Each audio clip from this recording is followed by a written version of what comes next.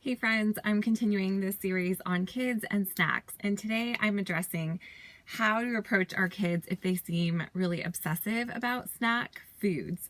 So when I talk about snack foods, I'm talking about anything in like a crinkly package that kids tend to gravitate towards. I think those are the things that kids often associate as snack foods, right? Like things in packages like chips or goldfish or popcorn or fruit snacks. You know what I mean. So, what should you do or how should you approach your child if they seem obsessive about having snack foods or are asking for them constantly? This can be something that's super frustrating to deal with as a parent. So, I want to share 3 tips with you today on how to help you navigate this if you're facing this with your own child. So, and let me just preface this by saying too that an obsessiveness around snack foods can look like constant questioning for it, a lot of whining, or, maybe meltdowns or tantrums if certain foods aren't available, or a child who might be sneaking certain snack foods or hiding and eating them in secret. That can show us some signs of obsessiveness around these foods, so we want to be aware of that.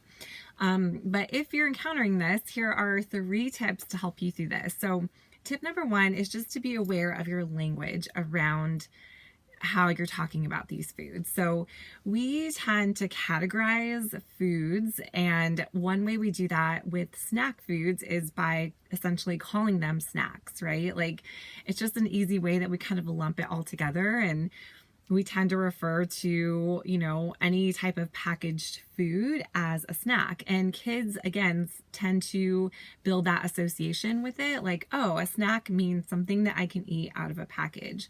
When really, like, a snack can be a variety of different things. And so one way to help kind of navigate this is just to call a food by its name, like whatever it is, like goldfish crackers, a granola bar.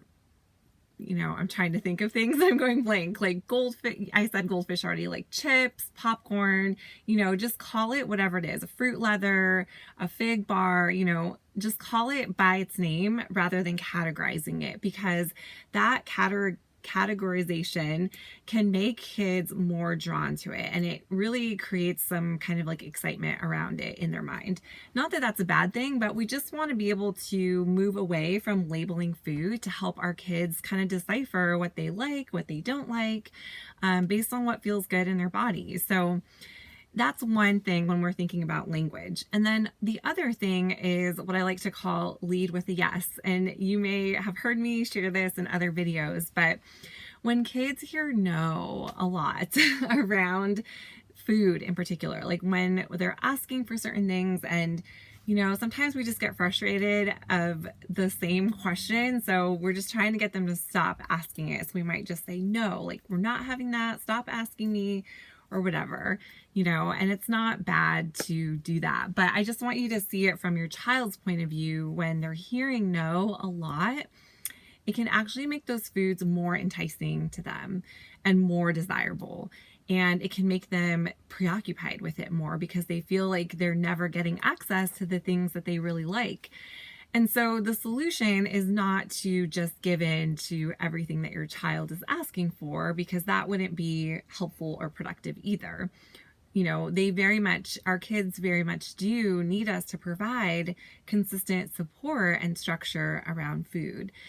And so, but what we can do is, again, what I call leading with a yes. So we want to validate their request and we want to acknowledge it. And let them know that there will be an opportunity for that food in the very near future. So this could look like saying, yeah, I know you'd really like some more of those goldfish. We're going to have some of those later tonight with dinner, or however you need to say it. So you're validating, you're saying, yes, it's coming. We're going to have some of that. And this is when it's going to be available. So that can be a lot more helpful for kids versus saying, no, you've already had too much of that, or we've already had enough of this today. We want them to be reassured that all foods are going to be in their future, especially the foods that they might really like or be showing a high preference for. Okay. So tip number 2 is to consider offering these foods more consistently and frequently alongside meals and snacks. So again, with the categorization of packaged snack foods being only for snack, we tend to only save those foods for snack time for our kids. And so one way to really help, like persistent asking and questioning for certain foods, is usually an indicator that your child may need to see that food more frequently. And what that does is it helps decrease kind of the novelty around it. And it helps your child trust, like, okay, this food is available. Sometimes kids are asking and questioning, and that comes from a place of anxiety or fear about not having access to that food.